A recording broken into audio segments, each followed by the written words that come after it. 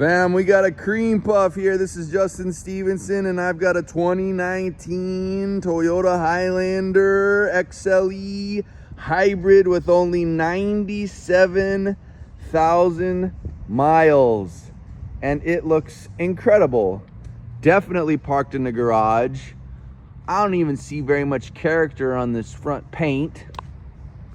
Passed our inspection. And 2 keys. I call this the marshmallow interior.